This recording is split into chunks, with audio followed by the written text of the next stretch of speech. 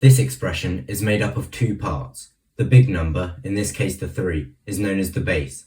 The base can be either a number or a letter. The little number, in this case the 5, is known as the index, or the power. The power shows how many times the base is multiplied by itself. When performing calculations with these powers, there are some rules that you need to follow. In total, there are 8 laws that you need to know. Here's the first law. When multiplying two powers with the same base, add the powers. For example, a squared times a to the power of 9 equals a to the power of 11, because 9 plus 2 equals 11, and x cubed times x equals x to the power of 4, because 3 plus 1 equals 4. Remember that you can rewrite the x as x to the power of 1, because anything to the power of 1 is equal to itself. This rule also works when the base is a regular number. For example, 2 cubed times 2 to the power of 4 equals 2 to the power of 7, because 3 plus 4 is 7, and 6 to the power of 12 times 6 squared equals 6 to the power of 14, because 12 plus 2 equals 14. Here's the second law. When dividing two powers with the same base, subtract the powers.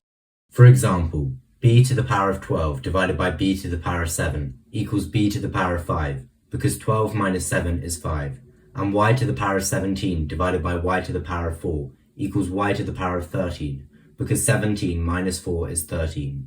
Just like with the first law, this law also works when the base is a regular number.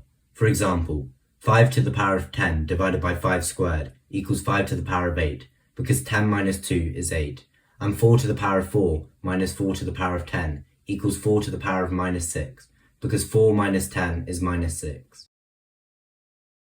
Here's the third law. When raising a power to another power, multiply the powers. For example, y to the power of 7 to the power of 4 equals y to the power of 28, because 7 times 4 is 28, and 2 to the power of 9 to the power of 8 equals 2 to the power of 72, because 9 times 8 is 72. Here's the fourth law. When raising a product to a power, apply the power to each part of the product.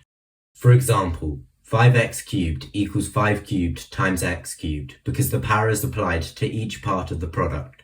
This can be simplified to get 125x cubed. Here's another example. Apply the power to both the 4 and the y to get 4 squared times y squared, which when simplified gives us an answer of 16y squared. Here's the fifth law. When raising a fraction to a power, apply the power to both the numerator and the denominator of the fraction.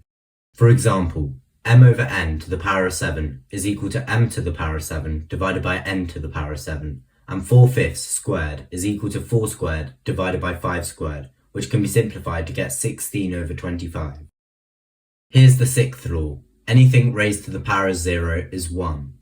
5 to the power of 0 equals 1, minus 604 to the power of 0 equals 1, 12,345 to the power of 0 equals 1, 8,462,923,409 to the power of 0 equals 1, and finally, a, b, c, d to the power of 0 equals 1. For this to work, the base can be any letter or number apart from 0, because 0 to the power of 0 is undefined. Here's the seventh law. If the power is negative, find the reciprocal of the base, so flip it upside down, and make the power positive. If the base is a whole number, to find the reciprocal, rewrite the base as a fraction over 1. Then you can flip the fraction upside down. This will give you a fraction where the numerator is 1 and the denominator is the original base. Finally, make the power positive. If the base is already a fraction, you can flip it upside down straight away. Don't forget to always make the power positive at the end. Here's an example. To find the reciprocal, start by rewriting the whole number as a fraction over 1. Now flip the fraction and make the power positive to get 1 cubed over 2 cubed. This can be simplified to make 1/8. Remember that 1 to the power of anything will always be 1.